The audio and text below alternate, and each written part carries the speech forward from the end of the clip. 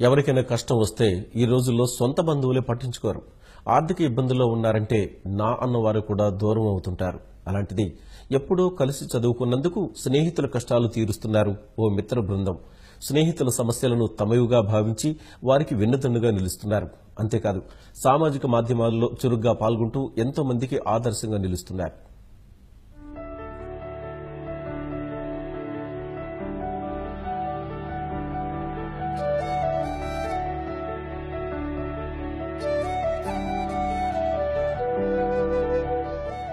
ఇక్కడ మొక్కలు నాటుతున్న వీరంతా కర్నూలు జిల్లా నంద్యాలకు చెందినవారు. 1983లో శ్రీ రామకృష్ణ విద్యాలయంలో 10వ తరగతి పూర్తి చేశారు. వీరిలో కొందరు ప్రభుత్వ కొలువులు చేస్తుండగా మరికొందరు ప్రైవేటు ఉద్యోగాలు, ఇతర వ్యాపారాల్లో స్థిరపడ్డారు. వివిధ ప్రాంతాల్లో ఉన్న వారంతా 2015లో మొదటిసారి పూర్వ విద్యార్థుల సమ్మేళనంలో కలిశారు.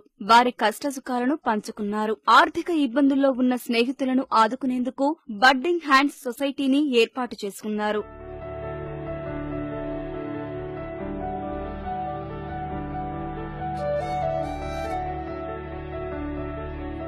మొదటిసారి పూర్వ విద్యార్థులు అందరూ కలిసినప్పుడు వారిలో 2 స్నేహితులు మరణించారని, వారి కుటుంబ పరిస్థితులు బాగోలేవని తెలుసుకున్నారు. వెంటనే అందరూ వెళ్లి వారి కుటుంబ సభ్యులను కలుసుకున్నారు. వారికి అన్ని విధాలా సాయం చేశారు. మరణించిన ఓ మిత్రుడి కుటుంబానికి 5 ఎకరాల పొలం ఇప్పించారు. అందులో బోరు వేయించి ఆ కుటుంబం వ్యవసాయంలో నిలదొక్కుకునేలా తోడ్పాటు అందించారు. మరో మిత్రుడి కుటుంబానికి ఆర్థిక సాయం చేయటం సహా కుట్టు మిషన్లు అందించారు. ఓ స్నేహితుడు మరణించాడని తెలుసుకుని అతని కుమార్తె వివాహం చేయించాలని నిర్ణయించుకున్నారు.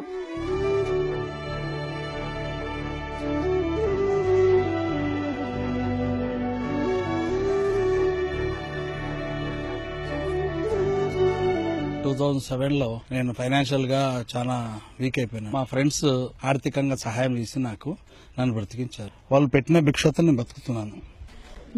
మా పరిస్థితి ఇబ్బంది అంటే మా ఆయన చనిపోయినాడని తెలిసి మాకు బాగా సహాయం చేశారు. పొలం ఇచ్చినారు, ఒకటి కుట్టు మిషన్ ఇచ్చినారు, బోర్ వేయించినారు. అన్న చనిపోయారు. మా నాన్న వాళ్ళ ఫ్రెండ్స్ అందరు తెలుసుకొని, మేము ఎక్కడున్నామో తెలుసుకొని, మా అమ్మ వాళ్ళ కష్టాలన్నీ తెలుసుకొని మాకు ఒక మిషన్ 5 acres ఫీల్డ్ ఇప్పించారు. వీళ్ళకి నేను నిజంగా థ్యాంక్ యూ చెప్పాలనుకుంటున్నాను. 2011లో మా ఆయన చనిపోయినాడు. నాకు కుట్టు మిషన్ ఇచ్చినారు. నాకు 50,000, పాపకు 50,000 ఇచ్చినారు. సమస్యల్లో ఉన్న స్నేహితుల కుటుంబాలను ఆదుకోవటమే కాదు, ఇతర సేవా కార్యక్రమాల్లోనూ ముందు వరుసలో నిలుస్తున్నారు ఈ పూర్వ విద్యార్థులు. క్లాస్మేట్స్ గ్యారేజీ పేరుతో సేవా కార్యక్రమాలు చేయటం ప్రారంభించారు. నంద్యాల మున్సిపాలిటీ అధికారుల సహకారంతో పార్కు స్థలాన్ని దత్తత తీసుకుని మొక్కలు నాటి పచ్చదనాన్ని అభివృద్ది చేశారు. ఈ పార్కుకు రాష్ట్ర ప్రభుత్వ స్వచ్ఛతా సేవ అవార్డు వరించింది.